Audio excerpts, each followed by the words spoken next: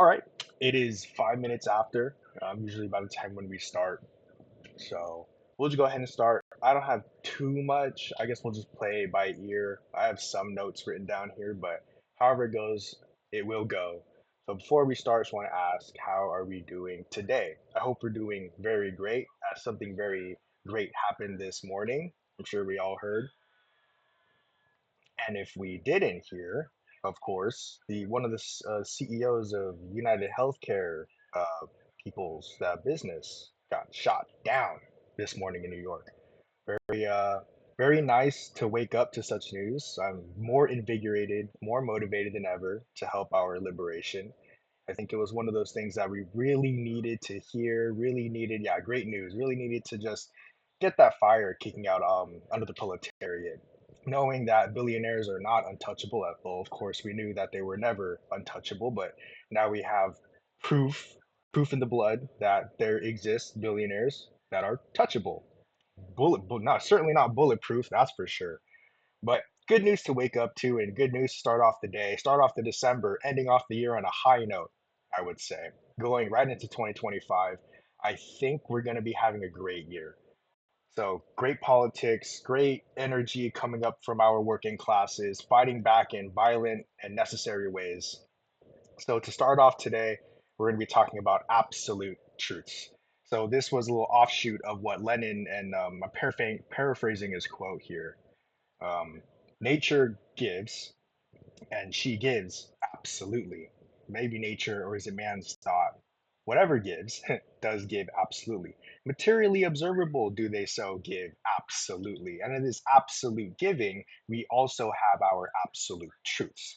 So therefore, there exists and does so absolute truths in our material conditions that exist outside of our own existences, the individual existence. So absolute truths exists and objective truth exists external from the individual that perceives and observes that lives in their material condition. So even without the utterance of an individual, their existence, their being, their speaking, walking, and talking, whatever, there would still exist the phenomena gravity. There would still exist the phenomena of water pressure. There would still exist the phenomena of light and its constant speed in space, but we are only able to articulate and understand what they are through our discoveries. And discovery itself is not creation, nor anything is to be created. What really is happening when we are making our discoveries and when we call things that are created, we are simply rearranging the material conditions to perceive and observe the phenomena at which we desire to materialize. So, through our articulations of the perspective, we are able to go ahead and understand our material conditions much better. We are able to understand what is going on around us in much more complex and much more satisfying ways of explanation. Because nothing's really satisfying about some dude, some guy, we'll call him God, made everything in the world, and now we must live in the world. To some, it may be satisfactory, and then individuals go about live their lives. And to others, it's not so satisfactory to have such an explanation. You would still be pondering the fact of our existences, even if you were told, hey, some dude made all of us, now we are here. Some people would want to see the proof in the pudding. Some people would want to see some material evidence to back up that claim. And so this happened over the course of many generations, thousands of years. People never stopped pondering, but of course, the world never stopped moving. And so when the world moves, actions occur as well, and actions coming from everyone. And so our absolute truths helps us structure how our actions conduct and how our perception perceives the world. But without understanding our absolute truths, we go ahead and just interact in our world all willy nilly. And so this is where we come up with the formulations of the systems of capital. This is where we come up with the systems of colonial takeovers, occupations of land, because the individual exists, as we've been talking about the past few weeks, in states of appropriation first, then appreciation. And by no means is to fault to anyone. The existential reasoning of our appropriation first, or to seize first, then to understand and appreciate, is all existential. the individual exists first, taking up the space in our material conditions, taking up all of our resources, and appropriates first by means of existing. The person is here already, breathing, living, and such, with all of their historical contexts, to which then they appreciate through their observation and perception of the material environment, their surroundings. So, even by means of existential reasoning, the individual falls within the schemes of appropriation first, then appreciation, which also emulates the schemes of capital interest, private interest, hyper-individualism, colonialism, and all of our good, bad economic practices that we observe. But our absolute truths come into the form of appreciation first, then appropriation. Because our absolute truth sets the standard. Our absolute truth sets the scene, and not by any no reason or just up and coming just because a guy said so, but through our analysis of our material conditions dialectically. And this dialectic analysis, or dialectical materialism, objectifies reality, but not without no moral code, of course. So we are not just saying here that murder bad because murder bad, money bad or money good just because it is good. We always back up and we always say within our definitions why things exist. And so understanding why things exist helps us understand how things in our material conditions form together. And so, in our absolute truths like gravity, water pressure, the existence of light, and such, we are able to formulate the world around us through our careful articulations, where we discovered through sciences and our trials and errors how to configure such machinery and autonomy for our modernized lives.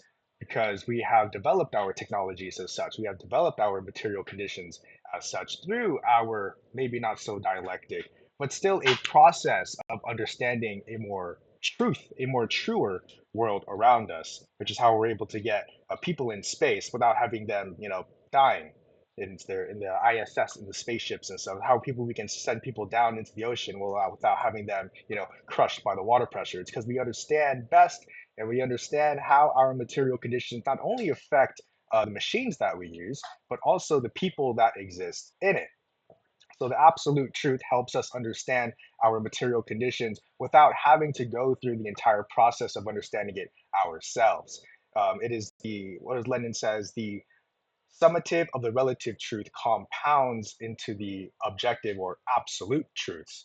So all of our combined efforts and all of our combined, perspectives and our relative truths will compound and collect into one big giant objective truth that is hopes to emulate the true nature of objectivity. So when we observe stuff and when we call out stuff, we are looking towards others, maybe not intentionally, but we are seeking others' validation and approval of our own perspective. And our own perspective, of course, is just one single perspective. It is a relative truth. The individual believes within themselves, within their own perception, their own material conditions, their own scheme of life to believe something is to be true. And to no fault that they are incorrect, it is simply only one perspective considering the existence of the external material condition. And so when other people come along and say, hey, yeah, that too I see and observe within my perception, now we are beginning to compound that relative truth. We are here collecting that relative truth for our objectivity. So as more and more people take upon and adopt our supposed truths, they compound into objective, relatively objective truths, because it is a collection of relative perspectives. But how do we come up with our absolute truths? We do so dialectically, and we do so understanding through conversation, articulation, and observation of our material conditions, right? Just because one guy says the sky is purple, and then a whole bunch of other people say, yes, the sky is purple, but then another person comes and says, no, the sky is blue. Through my reasoning just now, we would call that person not so relatively true. But in our absolute truths, the relative truth compounds into objectivity through the amassing of. So just because a single population considers a truth to be objective through their compounding relativity doesn't mean it is actually objectively true. Through their observations, they see the sky purple. One person sees the sky as blue, and so therefore the majority must say that yes, the sky is purple. So how do we come up with the sky is blue? Through the other, of course, different perspective of the world. And as more people consider each other's perspectives, people's, view of life will change. People's view of life will shift and, phase in and out of particular schemes within their perception. That is all through the observation of the material conditions. The material conditions themselves exist absolutely, historically unconditional to our beings, because no other human was around when the first mountains were created here on Earth. The mountains are, like the Earth is, and we are just here existing not to appropriate, but to appreciate first the land here before we ever take upon such actions, which is a fault I see a lot in liberal schemes of life and in the appropriative schemes, like of the capital interests and the private interests that we observe. So our absolute truths remain objective as they exist historically unconditional, and this is how we gain our absolute truths by our observations of history through our perspectives. So when we observe history, it is like it has happened, and our articulations of that are relatively subjective. How we view something has happened is subjective. However, the fact that it did happen is objective. And so through our, hula hoops and mental hoops of how we come about our articulations, we understand our material conditions better through our collective conversations. So just one perspective is not enough, maybe a handful, not enough to explain our material conditions. It is our collective effort and continuous processes that we keep having these conversations to bring out that objective and that collectively compounding absolute truths. So having our conversations, understanding how to articulate and analyze dialectically our material conditions helps in creating that absolute truth and these absolute truths that we observe. So Newton discovering gravity, right, discovering the articulations of how to perceive gravity and what to make of it, the apple falling onto his head. He did not simply create gravity at that point. Gravity always has been, the discovery of which is historically conditional. Anyone could have discovered in such ways and articulated in such ways that gravity exists. But the fact that gravity exists already because it was able to be studied, it's historically unconditional, and so therefore an absolute truth. We understand our absolute truths through historically unconditional phenomena, things where just they exist because they exist without the influence of the observing individual. So as all humans and as all things, we don't control gravity and how it works. We don't control what the air composition is, and we don't control many aspects of our lives. The things that we do control, though, affect our material conditions, which then becomes an observable phenomena that we can study in the same fashions that we do gravity, water, air, and other such phenomena. So the actions that we materialize become, in a sense, an absolute truth, but only in historical context. They happened, and it did happen, and that is the only type of formulation that is like considered absolute truth to the phenomena observed. It happened. It is recorded, or it would be recorded in a history to denote a past. And that sequence of events, past and present, help us define a relationship articulable so that we may understand our material conditions better. And that flow of time helps us a lot in that process. That's why we have a before, middle, and after, because of that flow of time. And that time helps us solidify the past. And then the past, of course, becomes a part of our absolute truths, and which then we can articulate our existence from the past perspective to the current perspective to help us understand what the current and the future perspectives will be. But of course, we understand our absolute truths as to be historically unconditional. So wrapping this all up as we move on to our next topics, our absolute truths come from unconditional phenomena. So like gravity is unconditional. It just is. Like we exist in throw. We are here experiencing that gravity phenomena. We are here existing under that water, phenomena, how water behaves and acts as such. And we study that within our material conditions. So our absolute truths, right, compound of the summative of the relative truth through our articulations helps makes that perceptual absolute objective truth. But things exist and they will exist as they do, which is the, I would say, true absolute truths. No one created gravity, But someone created the concept of capitalism and communism, and those things must be analyzed in a relationship amongst another for either of them to make sense.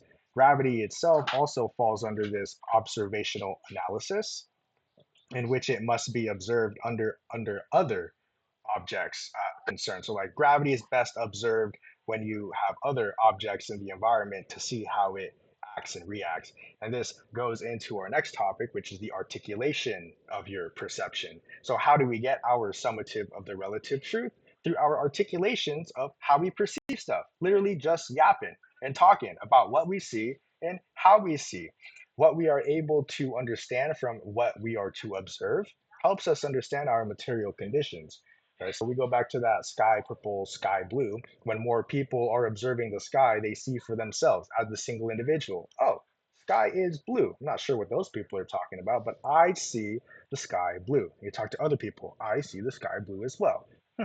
Maybe something is, incorrect or wrong, or something's running amok with the people who see the sky as purple, because we observe within our perception our observable phenomena, and how we articulate it and how we speak about it helps us understand that. And so this is where we get into the rough, into the scruff of capitalism, and how capitalism is feeding into anti-intellectualism, because we are not articulating our perspectives. During the US education, we're not told how to think, but we instead are told what to think. And so this perception of our education and how people live is skewed. It's fundamentally flawed, the US education system, at least in the perspective of growth. It's not flawed when you consider the system is here to make workers, not thinkers and educators and teachers and leaders. The education system, both primary and secondary of the higher learning, like college and stuff, are here as well to churn workers, to churn individuals on what to do, not teach them how to do for themselves. The entire education system just gives you one fish. Instead, it could be teaching you how to fish. You know that one saying, give a man a fish, eats for a day. Teach a man to fish, he feeds himself forever, because he knows how to do something. In our education system, we are not told how to think. And so you get this reactionary scheme that develops within the individual's perception. And this reactionary scheme comes off of the backs of understanding what to react to, or what that they know, not how they know something. They can regurgitate information all too well, as we have seen our liberals, reactionaries, conservatives, as we have our political discussions in the spaces of the right wing, and sometimes even in the left wing, as I have this past weekend. But this reactionary scheme comes off of the backs of understanding what to know and what to say, not how to know and how to say stuff within our education system here in the US. And then I think it was last week or something, I went over my material that my little brother went through. The U.S. imperialism and painting imperialism in a light of, like, it's not that bad. Colonialism is not that bad, but of course, as we understand that those values themselves replicate and emulate individualism and just outright anti-community values, which is what gets produced and reproduced in our society at the most bottoms of levels of these lowest parts of the working class of our most basic educational institutions, all the way to the considered the top successful levels of the higher learning institutions of the top universities in America, and of course in the top business and the executives of the entrepreneur and the enterprise world. From the top to the bottom, these schemes out which reproduce these hyper individualistic, colonialistic, imperial values are found. And it is all found in how we educate our peoples. So if we tell people what to think and not how to think, people will go around spewing what they know, but they will never tell you how they know it, beyond the fact that they were told that they know it. So it's important to help individuals understand how to think through the articulations of their perspective, through the articulations of how they observe their reality. Because I can guarantee you, just as Stokely Carmichael or great Kwame Ture, the American thinks that they are thinking, but they truly are not thinking. And he hits this right on the nail. And he said this at one of the universities, like one of the top universities, like University of Chicago or something.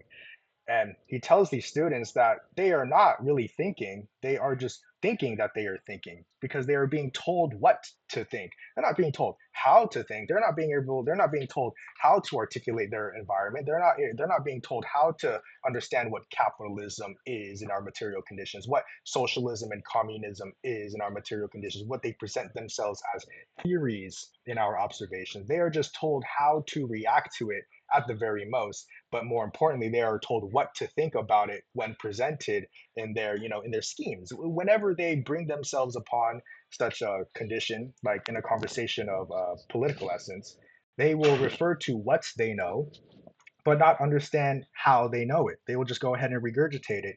This sets up that reactionary scheme. This sets up that impossibility of having that genuine good faith conversation with people. It's because people, of course, think that they are thinking when they are just really regurgitating what they know. So it's all about patience and it's really all about the person going into these conversations. So you'll hit or miss with some people depending on how far the indoctrination period, right, bled into their schemes of life. So when people are told what to know and they don't think anything twice of it, that individual goes about their few years, 5, 10, 15, however many, until the individual stumbles upon and encounters a socialist or encounters an individual who understands how to think within their schemes. And to no fault to anyone that these individuals, are the way they are, it is the institution's fault. It is the people who already here that have brought upon those conditions to an extent, of course, right? The individual is not all at faultless here. The individual is the one who keeps perpetuating and reproducing these schemes of anti intellectualism. But of course, to no fault to them, as we understand the source of this anti intellectualism is our bourgeois institutions, is our hyper individualistic, privatized institutions that keep perpetuating these values that we consume. And consumerism is a big part of it, but our articulation of the perspective helps us understand how our world is, not what our world ought to be, what it is supposed to be, but how our world exists as we observe it in our perception. What it means to live is just simply what it means to observe in our material conditions. Okay, cool. Right on, right? We're not all omnipotent. We're not all yeah, critical thinking as well. That's a big thing and it's not being taught in schools. But of course, we're all here. If we can make it here, we can. But of course, these sessions are recorded. But I'm glad that everyone's here that they can be here. So of course we'll chug along and move along and we'll keep having these every week. But yeah, as for our critical thinking, our articulation of the perception, it's missing from our institutions of the education systems, or it's missing from our schemes at which allow for the individual to learn. Because after talking to my little brother, and of course after talking to some other people, it of course the education system in the US is not here to help us learn or help us how to think. They are here to help us, in a sense, right, fend for ourselves within the system. Because this system is a eat or be eaten, ought to be what not to be, assumptive, individualistic, anti community, and whatnot, and all the values that emulate bourgeois and privatized mode of production. So the articulation of perception is ripped away, or that at least that scheme, that notion from the individual's perception in their education. So when the individual goes at a young age to education, they are just thrown into it. They are expected to, be there, learn, or and absorb as much as they can because they are there in that presence. They absorb and consume what they are existing in, and so therefore will reproduce what they exist in. And so when individuals go into these indoctrination periods, we'll call that K through 12, and so the K through 12 period of the indoctrination is there to, of course, indoctrinate our youth, the future of the proletariat. Well, I guess now the future of the bourgeois, which is what the institutions are trying to churn out. So if it's not workers, it's entrepreneurs. And if it's not entrepreneurs, it's workers. It's always going to be a class struggle inside our institutions because that's how it's built. Our struggle or our institutions are built off of struggles, and our institutions are built off of this inherent competitiveness that must occur in our society, which I think is kind of bass backwards. Because when you have competition, competition doesn't breed innovation; it breeds wars, and wars breed blood. Of course, that blood, that drawn, that spilt of that incredible knowledge of people. Imagine how many Einsteins picked up a gun instead of picked up a book because of our U.S. imperialism. Imagine how many Van Goghs picked up a keyboard instead of a paintbrush because of the profit motive in our society. Imagine how many people are oppressed because of the conditions induced by individuals who have a selfish, inherent motive to continue their own schemes of life rather than, of course, help the community at large. This is where we get into the false meritocracy that we exist in, right? If hard work really paid off, then I'm pretty sure all of us would be in a good spot right now, economically, socially, and politically as well. But of course, we don't live in a system that rewards hard work. We live in a system that rewards greed, that's for sure. And this system that rewards greed, it's not just greed just to call out greed as a bad thing inherently. We must understand how greed is bad from a materialist standpoint, or from our dialectics. So, greed, we'll call it bad, but greed itself is just the harboring of material conditions for a particular, or in this case, of a self interest. So the resources and conditions, all the subsistence, all regarded to of a self-interest, controlled in the production of to a self-interest. And so the greed, I would say, in our most loosest terms, is insecurity. Because the individual is so insecure that the fact that they have to do this and conduct themselves in such ways to hoard their resources to have for self, maybe if not insecurity, but for the outright oppression of the marginalized, to those who are disenfranchised and individuals that do not have themselves the mode of production or the production to curate those subsistence themselves. So I always go back to the clean drinking water. How can one person, or I guess like this board of directors, patent and own the process of cleaning water for drinking, like for subsistence? I think it's absolutely outrageous that someone out there, or at least a group of people, own this as a right protected by the state and enforced by the military. This is something that people have access to within their rights. Someone has the access to clean drinking water, and everyone else has to pay for it. See where I'm getting at? And we do the same thing with food as well. A lot of manufacturers have the means to produce and the rights protected by, which means no one else can, copy that style or copy that way, because that's an infringement of right, of course, or whatever. The rights to produce eating food, like clean eating, safe to eat food, sorry. But yeah, the food and the water and the for the housing, of course, and the resources, like the wood and the concrete, it's all been privatized. And so we live in a state of this privatization because of our state that protects such rights. But how did we get there to the states that protect such rights?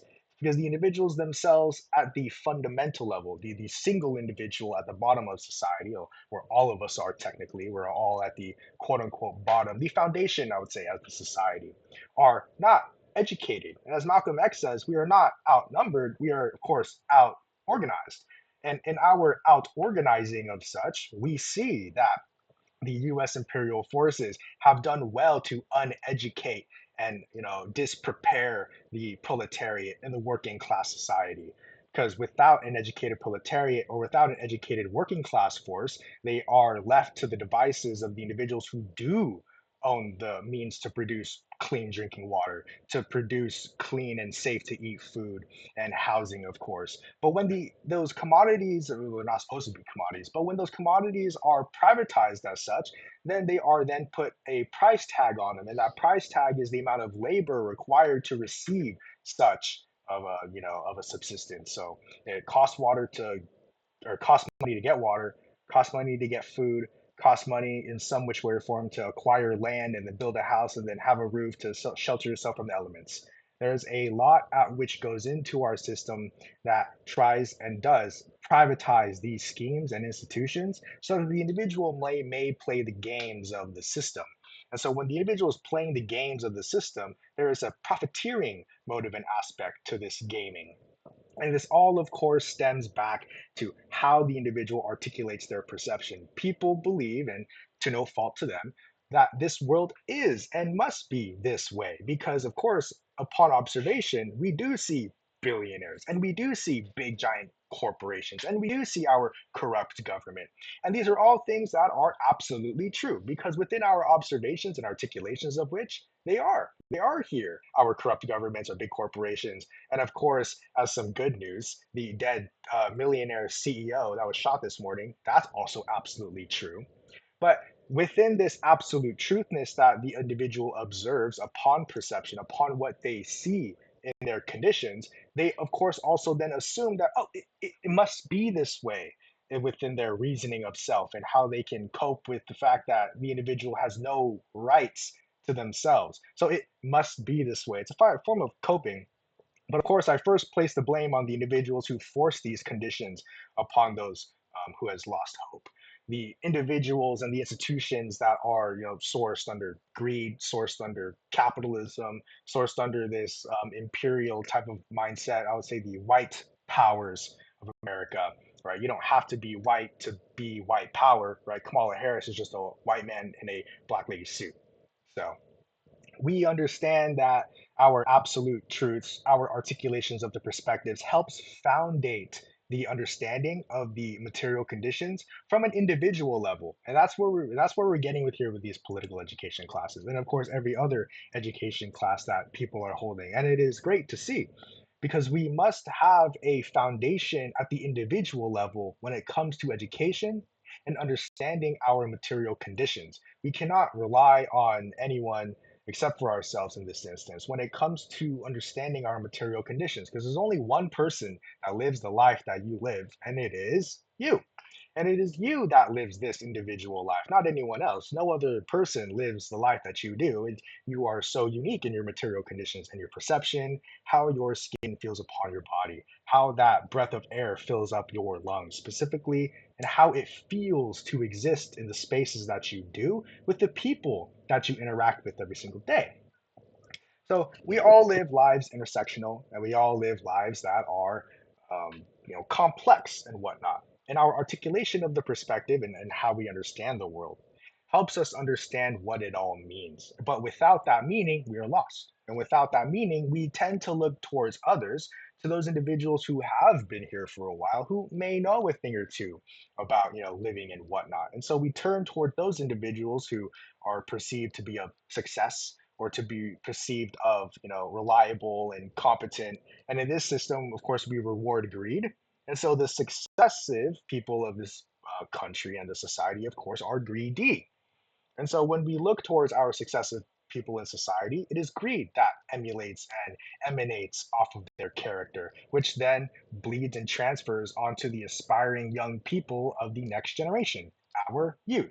And we do it to ourselves, really. Our perpetuations of, our systems come generation after generation after generation, but it's all within the small interactions that we do that actually make up that action of that generational change.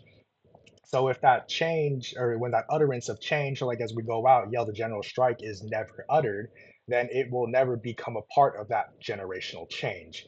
So when we do utter strike, general strike, and then we do utter class consciousness, understanding material conditions, Marx was right, Lenin was right, all that nonsense, we are there impacting the environment around us to help induce that generational change. And so having our little conversations, having and you being here right now, is contributing to that revolutionary change. To not question and to keep maintaining the status quo is to, of course, contribute to conservatism at its most highest degree. Because well, again, it's not the highest degree, but the individual engaging in such conduct or in the ways that they do, to not question their material environment, to not question how billionaires get their money, to not question why these oil rigs exist out in the ocean and why we must drill into the earth, destroying the environment. It's harmful to have the individual not question their existence. And so our articulation of the perception basically just asking what is going on around us and not to just assume and take for granted the things that we have. Understand how things are and understand how things are here being with us. So I've been yapping for a little bit, throat's getting a little dry. I'm just gonna take a quick second to drink some water. So if any of you have any questions, type it out now, and of course I'll answer some after. So just give me a quick second and then we'll get right back into it.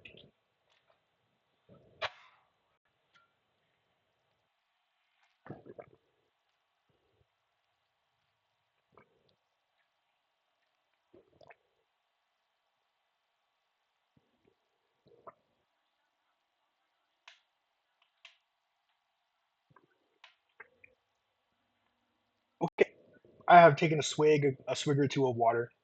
letting the windpipes rejuvenate themselves after a good yapping session. But to recap for what we've talked about since the beginning up to this point, before we move on to the next point, absolute truths, the summative and the compounding of the relative truth. But our absolute truths are historically unconditional. So gravity is, right? No one created gravity in our history as humans. They just existed before us. Even before when Homo sapiens were a thing, gravity was still a thing. Gravity is, right? Water is that phenomena. We have no sort of impact on why it's been created. It just is here with us.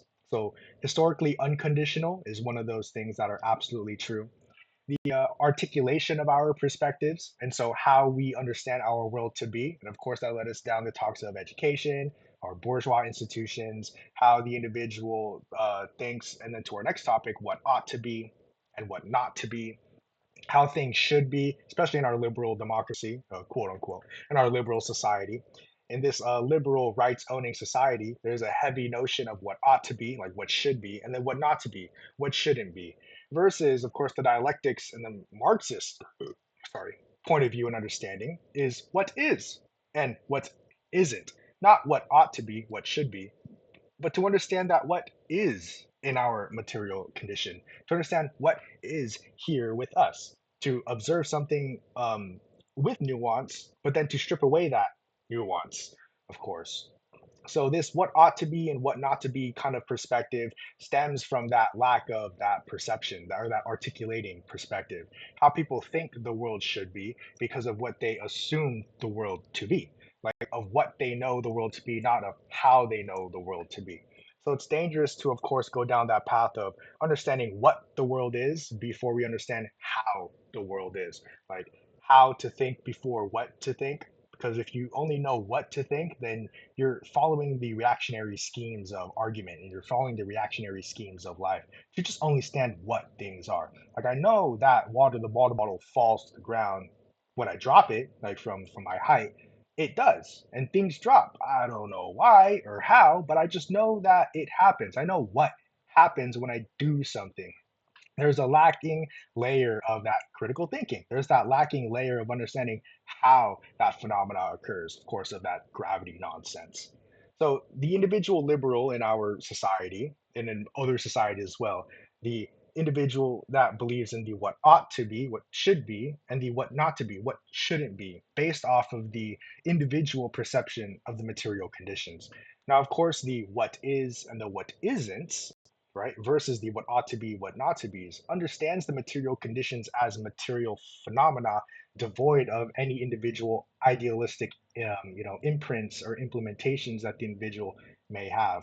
So, in our objectivity, we strip away any ideal notion, but it's weird, we still use the ideals and the immaterial labors to materialize those articulations. So there is a little bit, just a little bit, of idealism when it comes to articulations. That is because it comes sourced from an ideal space of the immaterial of the mind.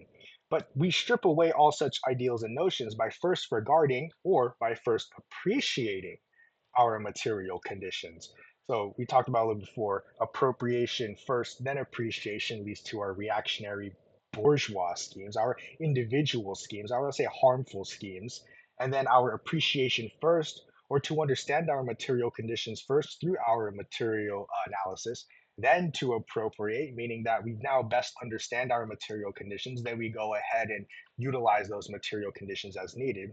We understand best what is going on in our material conditions. We're no longer just going out testing to see what happens and then changing our methods before or no, after, right? We take a little bit of measure before that step, not to just save us time, but to help us understand our material conditions much better, much further before having to done all that test, right? But understand that the goal of each method, right, appropriation first, then appreciation versus appreciation, then appropriation, all ends in the same way, the materialization of a particular value. And this materialization of the methods of how are historically conditional. And so when we see the liberal strive for freedom, it is their ways of how to attain freedom, of course, their image of freedom that must be implemented, versus the revolutionary or proletariat's way of freedom and the envisioning of freedom. We go about our own processes, but the goal, in theory, course, is the same: to have freedom for all, to have freedom. A couple weeks ago, we talked about what constitutes a freedom and understanding that freedom inherently isn't a good thing. Because if you have freedom of speech, then there exist conditions of no freedom of speech, right? We call that prison. And so when the individual exists in such conditions, there's some of their rights in the society are taken away, right, as a form of reprimand for their actions, raw, boo, scary. But of course, we understand that the conditions and the actions of the individual taken upon were induced externally, because the individual lives as a reactive being, not such a reactionary being, but of a reactive being. The individual just reacts to their environment, because when the individual exists, just goes to their job and such and just whatever, they're fine until someone throws a monkey wrench in their life, and then all of a sudden the individual reacts. Some bad things led to another, and all of a sudden the individual's in jail. That's just a little bit one of a scenario of how freedoms in this society are used to appropriate the American citizen and the society and the citizen as a whole, and then to appreciate the labor and the free profits that are extracted from their work inside the prisons because of the great old prison industrial complex, all that nonsense. But we go back to the what ought to be, what not to be. And using prisons, a lot of people saying what ought to be, like bad people should be in prison. Well, of course, but understanding who is bad and who what constitutes badness all comes from the individual's articulation of the perception of how they understand what bad is, not what they are. The individuals go in knowing what is bad, but that's only because they've been told what is bad versus how something is bad. What makes something bad? Not just what is bad, but what makes something bad or good in any situation. And so it is this lack of that, articulation, just that verbiage, that understanding, is where you skew freedom and you skew these ideas of liberty, and the self determination in our American liberal society. So the what ought to be, what not to be versus the is and isn't is like a one-on-one with articulation of perspective versus just not understanding the world at all. So when you articulate, you understand how. When you understand what is and what isn't, you understand how that is versus what should be something and what shouldn't be something. But of course, that comes after knowing what something is through our articulations.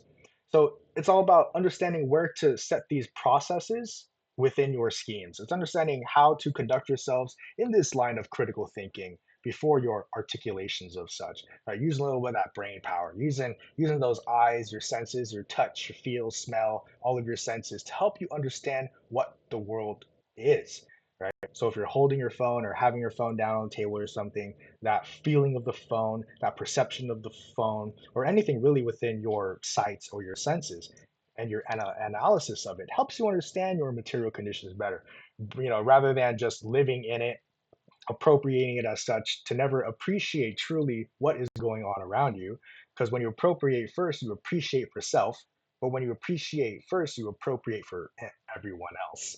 So in that line, appropriation for everyone else just means that everyone else gets to have all the fun. But when you appropriate first and you only appreciate for the self, and only the one person gets to have fun, if that makes sense. So in our capitalist versus socialist schemes of production, it is appropriation first from the capitalists, because the capitalists are believed to be insecure, or the capitalists simply to want to appreciate a profit for themselves, versus the socialist mode of production, where the individual or appreciates first the material conditions, kind of like in a planned economy, and where the individuals understand what they have at their disposal to create with. Because as we all know, capitalism is this infinite, scaling ideology in a finite world. Whereas socialism, of course, is scientific and understands that the world is finite. Appreciation first, and then to us within our own capacities and our means of production in the ways that we own it and the ways that we conduct it. We will then go ahead and appropriate our material conditions after appreciating or after understanding what we have to work with, right? Because the capitalists will try to assume like millions and billions and trillions and quintillions of dollars of profits just to realize that, oh wait, there's no such thing as, 1 kajillion billion profits. That we don't live in an infinite world. But that's beyond the schemes of the capitalist. The capitalist will never realize it because the capitalist lives within that scheme. They live within that appropriation, how that lack of understanding of the world, what is and isn't. The capitalist, of course, and the bourgeois aligning, understanding what the world ought to be and what not to be. So it ought to be rich people be successful, another of a particular character, Before it was white and capital owning. Now it's just capital owning, but it's still kind of white. I would still say very much it's white. But of course, the socialist mode of production, it's not success to how much an individual owns and has in capital. But the socialist, of course, regards how much of the labor and the contribution to society collectively within our collective that assumes that worth and value. But there is a base fundamental value that all individuals have inherently, and that is just living, and that is just being here. Thanks for being here, the socialist says. The capitalist says, why aren't you working? As you know, as we understand it to be. So it all goes within that what ought to be, what not to be kind of scheme within our mode of production. And it's what's perpetuated within the schools, in our institution, between in the workplaces in our institutions of this behavior and mindset. And I don't want to be a stickler, but it's also a part of a union's problem. Now, I love the unions. Unions are great, and they are a classroom for our class consciousness. But using the unions in such a way into where to attain rights is a little bit, in my opinion, shorthanded because attaining rights to work is in pales in comparison to the ownership of that work. So when the individual works, they do not own what they work in this private enterprise, in this like CEO boss owned mode of production. The individual works, they sell their labor, and under unions, compared to their non unionized enterprises, the union members, of course, receive much more benefits and a much more comfortable living style under their unionship, under their stewardship, under how they organize themselves and their labor in that particular enterprise, which is great. You want to see people fighting for their rights. And that is where we get that spark, and that is where we get that classroom for class consciousness. It is the beginning point of education for our proletariat, for them to be in a union, to understand that billionaires and corporations don't have all the power. We too also have power. It just feels as though for me, unions never go far enough because unions exists and must exist and can only exist under capitalist oppressive conditions, right? Under the socialist mode of production, there would be no such thing as unions because everyone would own the means of production, right? Not just the hands of a few, right? Just exchanged between titles and names and board members, right? Through private exchanges in which the worker never gets to touch. No, under a socialist mode of production, we understand that everyone gets to own because the means of production would have been publicized, right? Or at least the profits themselves have been publicized. You would still have the company of the private name, but the profits themselves are worker owned. And in a socialist society, everyone's a worker. So therefore, by that logic, everyone's an owner of that production. So within our capitalist mode of production, you see privacy. In our socialist modes of production, you see publication to an extent, to a degree. And as this theory says, it is complete publication, right? Publicization of that production. But of course, in our socialist experiments, we see a degree of that publication. So not an entire outright publicizing of the means of production, but to a degree, the publicization of the profits appropriated from the producing of that good and service. Okay, so we're about 7 minutes out. I did get cut a little short, but I did have one more topic to talk about. So this would be a little bit of a small one. Democracy of the workplace and owning production. Like we segue from that into unions. So under traditional or like older socialist theory and what Dr. Richard Wolff says, a democracy of the workplace. It is democracy, just like how we democratize politics. And when our transitions from the feudal times to the capitalist times, we did not democratize the workplace.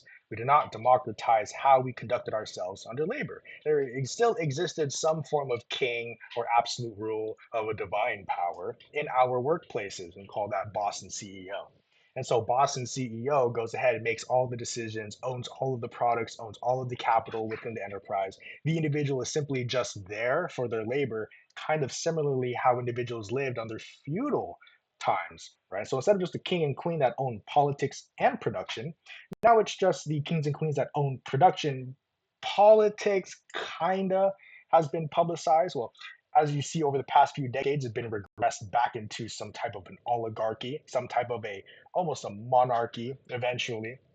But we can see that the systems of politics are being regressed back because of the owners of production, right? To be in the state of privacy, to be in the state of private affairs. So I did have a little bit of a theory posted up on TikTok. It's called the 3P theory. This helps us wrap up the entire session right here. So understanding the 3P theory, there are three P's that make up a society: politics, the production, and the philosophy. So the philosophy foundates both the production and the politics because the philosophy is how an individual thinks. How an individual thinks then creates the projections of their expressions, like how they go about and exert themselves in society or in their workplaces. The philosophy, how people think, is going to be how people do or what people do. And so our three Ps under feudalism, politics, production, and philosophy, have been privatized, or at least in a quantitative state, privacy towards a minority. So we use the minority and majority rules, or these little denotations, as to signify private and public. So minority is of a private interest, majority is of a public interest. And so in our feudal times, we have seen privatizations of all three pillars to society: the private politics, in which only the kings and the courts and the nobility make; the production, of course, as you know, Richard Wolff and Karl Marx and all of our great scholars have articulated well, that the production of such and our boss and worker relationship exists, or our slave and master relationship works in our production, privatized.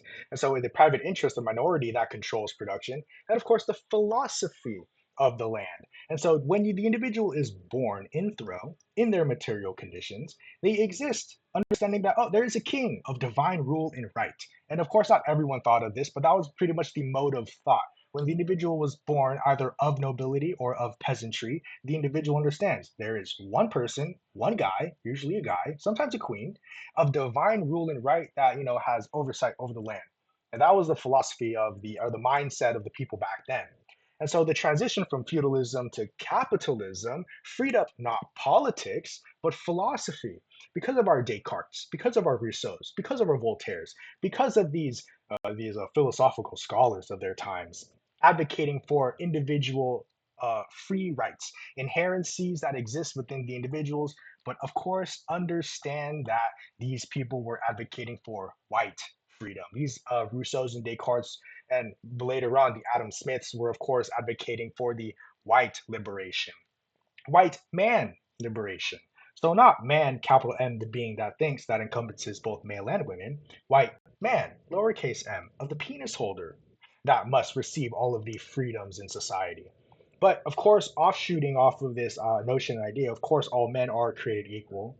Men, lowercase m, penis holders. And then we evolved, of course, of women, of course, are all created equal. But then the transition between feudalism and capitalism broadened and freed the notions of philosophy. And then, of course, over time, we've developed our philosophies. Now people are free to think whatever they want. And that is what we have in our society today. Under a capitalist society, there exists two private pillars, which is politics and production. Capitalism has freed up philosophy, in which the individual can freely think to the theory that they are right of self-determination. And so philosophy has been freed from the shackles at which it was oppressed under feudalism, right? Doing away with the idea of a king, doing away with the idea of a monarchical divine right and rule. So what's next?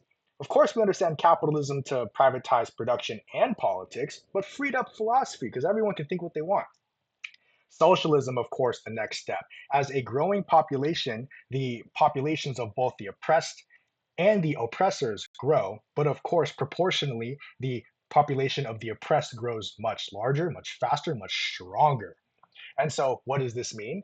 In our articulations of the economic theory, understood, it is feudalism to capitalism, unshackled philosophy. In our talks of a dictatorship of the proletariat, we understand that politics yet are not to be free. Politics yet are still to remain privy to a group. However, you open up production to the public in our transition from capitalism to socialism. And as people make the definition of communism all loosely, right? Communism is a classless, stateless, and moneyless society, which almost goes one to one with the three pillars of society. And so when we do reach communism, generations in the future, definitely not us, you will see this publication of politics, production, and philosophy. And so that is kind of my like little theory of how our progression works. And it was also kind of a critique against anarchy and anarchism, because I did have a conversation with an anarchist that I did not enjoy. And so I spent the last couple nights formulating this theory to a degree. So, as we understand it now, capitalism is that freeing of philosophy, still privatizing production and politics. Because politics is the product of the philosophy and production. So we could very well see a swoop from capitalism to socialism, the swoop in freedoms of politics and production. But more historically true, what we have seen and what will most likely be the outcome is that socialism will unshackle the privatization of production while remaining privy to the politics. And so it is that politics that remains private, which is why we call it dictatorship of the proletariat, because it is. It is a dictatorship of a particular interest. The particular interest, of course, regards the proletariat a much more larger group, right, in interest and regard. So there's my three P's to philosophy, and there brings us that 5 o'clock. So I'll be here for a little bit longer. I'll yap for a little longer, but if you have to go, go. Thank you for joining. And if you have any questions, ask them now. We are at that 5:01 or that minute after the hour. So thanks for listening. Thanks for being here. If you have to go, go. But of course, questions, ask them. I'll be here till we'll call it 5:10. 5:10 will be hard stop. But again, thank you so much for being here. I'll still be here, and I hope you enjoy your rest of your day. And I'm glad that CEO is dead.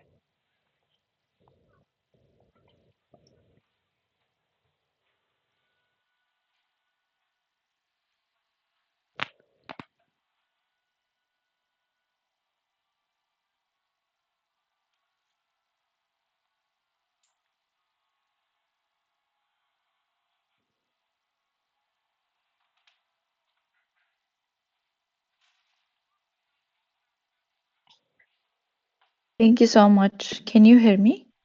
Yes, yes, yes. What do you need? Uh, yeah, I have a question. Um, so do you suggest like in big companies, um, the profits should be distributed like for every worker? Do you think this is the ideal system that should be?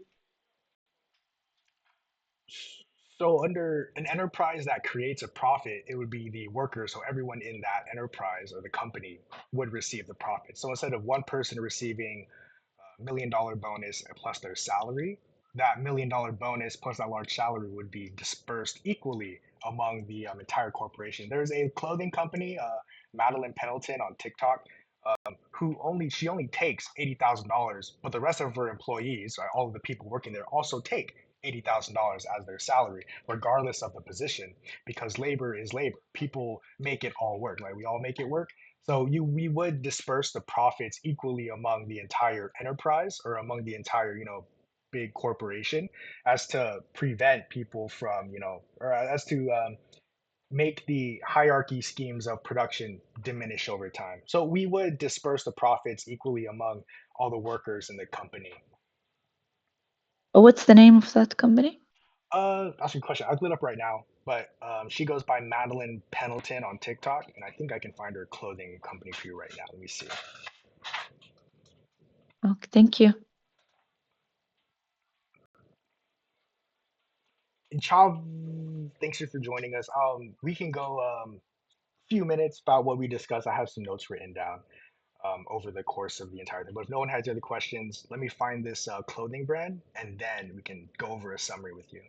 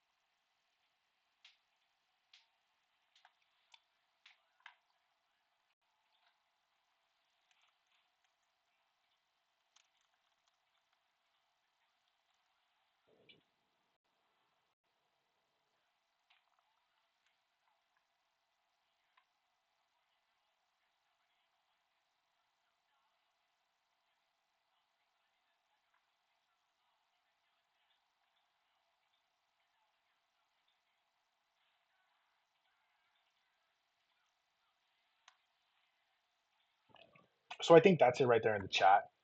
There's a link to the website, their shop. Yeah, Madeline Pendleton is a self-proclaimed and a very loud socialist and advocates a lot for socialism. And so she practices what she preaches. She only takes like $80,000 or whatever her salary is, and then the rest of the salaries for the rest of her employees are the same. So a Boston CEO that pays, and there's another company up in Washington that does the same thing. So it's very possible to have socialized modes of production under capitalism. They're kind of like co-ops.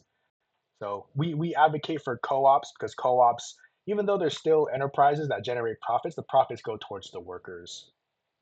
So that's a step towards worker liberation and helping the proletariat understand that their labor is theirs to claim back their labor. That's how we found the website. Yeah, so there we talked about a few things, and I'll just go over them briefly. Absolute truths, articulating perception, understanding what ought to be, what not to be from a liberal standpoint, and then what is and isn't, and then workplace teams. So in our absolute truths, we understand them to be unconditionally historical. So the absolute truth of gravity, it just is. Gravity is. There is no other phenomena that occurs. Okay, but there's no other like human intervention that causes gravity to exist. Gravity just exists here as it does. So our absolute truths come from the compound summative of the relative truth, which is where we get our notions of good and bad and moral, capitalism and communism and all of these ideas. But understanding our absolute truths, like things exist objectively. So things exist like gravity, like I said, and water and our mountains, because no human created the mountains that we walk on and trek on, right? Our mountains are here already, and that is an absolute truth. But the absolute truth comes from the articulations of our perceptions, what we talk about, and quite literally what we yap about um, within our what we see and what we do. So we talked about purple sky, blue sky, and then how the compound of the summative of the relative truth creates an objective truth. So when you go out and ask people, "Hey, is the sky purple?" They're gonna say, "No, it's blue." That's where you get your sort of perceptual contradictions right within people's lives, and then you talk it out. You have your conversations, and it's important to have these conversations about what you see, and to go into the conversation genuinely. Is to go into the conversation understanding not just to attack the person, but to understand the phenomena observed. So, in the articulation of the perspective or the articulation of perception, you understand your material conditions from a single, one, relatively true perspective, right? That's where you get the sky purple. Maybe someone truly, literally does see sky purple, but everyone else sees sky blue, like the sky is blue. And so, through our articulation of perspective, it's not the sky is purple, it's the individual that sees the purple sky, right? So that creates and foundates our truth, and the articulation of the perspective helps create our truths. And so we talk about the education institutions and how our educational institutions do not tell people how to think, but they tell people what to think. And that builds onto the reactionary schemes. And when we interact with individuals, especially about politics, this reactionary scheme comes from the person or the individual being told what to think. And so they will know what to regurgitate. They're not being told how to think. And so the individual will articulate how they know something. They're told what to think. And this emulates perfectly reactionary schemes. And then so they will tell you what they know. They won't tell you how they know it, but the individual will tell you what they know. And so it's like a reaction, like literally a reaction you're getting out of the individual. So like when you question an individual, they react to it instead of inquiring about, a knowledge or inquiring about the topic at hand. And then we go into from the reactionary scheme of unable to articulate your perception from what ought to be and what not to be, what should be in this world and what should not be in this world, based off of what you were told about the world, right?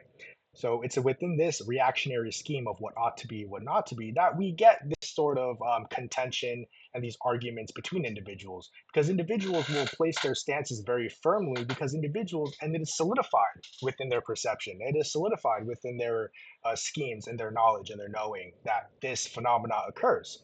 Right? They believe in this absolute truth because of sky is purple. Everyone else that they've talked to said the sky is purple. Every time you look up at the sky, it's purple. So therefore, what do you think? The sky must be purple. And so when you go out and you receive contradiction of that statement, you're going to contend it. You're going to fight it. You'll be like, no, everyone else I've talked to and everything else that I've seen and exists, what I see, the sky is purple. But then the person keeps going on, no, sky is blue, sky is blue. That's where you get your contention. What ought to be, what not to be, and that open mindedness of that articulation of the perspective. So that was pretty much the beginning chunk. That was the majority of the chunk. And then the ending, we talked about just a little bit of democracy of the workplace. So this goes right into that what ought to be, what not to be. How we organize our labor comes from our philosophy, and our philosophy is what gets projected outwards when we express ourselves. So in the democracy of the workplace, right, you get bosses and CEOs that are not authoritarian powers as we see them now, like the kings and queens of the olden times. They're basically kings and queens in these businesses because they get to do whatever they want with whoever they want, why, whatever, with the resource because they own it. That's their property. The CEO or the board of directors, the shareholders, that's technically their property and they can do whatever they want with it. Similar how kings and queens, the entire land was technically a group or a families or just one person's property. Well, then we went over the 3P theory. I'll go over very briefly, just as a just for your information. The 3P theory, as we ended off, and I think you were there at the very end. Um, 3Ps to society: politics, philosophy, and production. And so the society in the feudal times, you had everything privatized. So they exist in two states, private or public, and we denote those by a quantitative state. And that quantitative state is of a minority or majority interest or of a public gathering, like where the individual reaps the benefits of that particular scheme of life. So in the philosophy, production, and politics, in the feudal society, it's all been privatized. And privatized, it's been regarded to a minority, the nobility, the family, the royal family, the king and the queen. So politics, all done by the king and queen and his court. The production, all done by his king and queen and his court. Philosophy, when an individual is born under a feudal society, either of nobility or of peasantry, the individual looks up and sees, oh, there's a king there, and he is of divine rule, or she's a queen and she has divine rule. That's what life must be, right? There exists a God, and the king is the closest to God. My philosophy has been satisfied, right? But the way I think and the way I articulate founds itself off of the notion that king is and or queen is and nobility is, and therefore you have a hierarchical structural place in society. So that's the philosophy, the how the individual thinks. And then from feudalism to capitalism, it wasn't politics that we unshackled. It was, of course, philosophy that was unshackled, because the philosophy is what you get when you have your Rousseau and Descartes, your freedom and free thinking individuals, your self determination, and your your other schemes of thought. And then so from capitalism to socialism, right? Having freed philosophy, we always talk about a dictatorship of the proletariat. So obviously it's not politics that are going to get freed in our transition, right, to publicized production. So in a socialist mode of production, you have a publicized production and philosophy, but you still have privy and privacy, the state or politics in this sense. And so what is the next step after socialism? As we say, it's communism. So communism is this publication of all three pillars of society, as the theory as I created says. Publication of politics, publication of production, and publication of philosophy, where the individual is free thinking, free owning of their environment, and free being of their existence in society. It's kind of like an anarchist's wet dream. So, an anarchist's wet dream is that freedom of autonomy, that freedom of expression, in that good and tried consent of the government, no oppressive forces or imposement upon which the individual experiences from an authoritative power. That is the abolishment of the state. But the abolishment of the state can only be preceded by the ownership of production, which is what historically has been seen. So if you try to sue the publication of state first before production, you don't have any means of which to produce a revolution as such. You need to own production, like the means to produce things, in order to produce a free state. Because the state itself exists on top of production, but production exists on top of philosophy, how individuals come and coordinate themselves in our society. That was pretty much the gist. That was pretty much what we talked about. I'm still developing that 3P theory because I'm pissed off about anarchists, but that's just a me thing. So that was pretty much it. We talked about that for about an hour. Next week should have some stuff, more stuff too. This Sunday we should have a meeting as well if you want to join that. But it's gonna be more about zine stuff and organizing chapters. But we'll still be doing this, still be doing these. Of course. Well, I'm always here to try and help everyone out. I don't traditionally work, so I have a lot of quote unquote free time. But when I do work, I work. But I'll try to have these as much as I can, and I will. So, well, first we'll have these every Wednesday on the Discord and the chat. And if you're coming here every time after, I would love to have these conversations with you as well. And I know we had we'll do that in the what is it, Sunday meeting. I know you pinged what was it? I have it up. How do I take action? That seminar. I'll have that as a note for discussion on Sunday because it looks like the next one is the 10th and you attended the 4th. And so the 10th is after the Sun. Yeah, so we'll make a note 10th, 11th, and then one in January. Cool.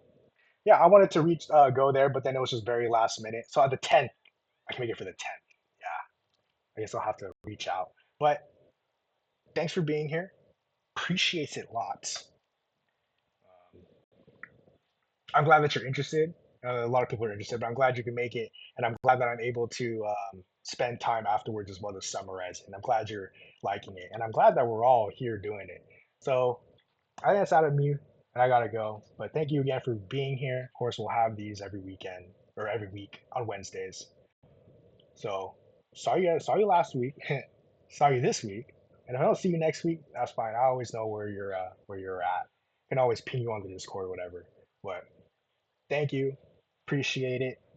Can't wait to have another one of these great talks with you, solo or with everyone. Can't say enough. Thank you, appreciate it. Then oh, thank you, appreciate it. But yeah, and I did start a Substack and a Medium because I like to yap, but then I like to yap with my fingers as well. But I don't know how to to format it and stuff because I haven't started it yet. I'll link it in general because there's nothing on it, but I can link it here for now. Let's see, do I have it? I have to find it. So I'll find it. I'll drop it into here, but I gotta go.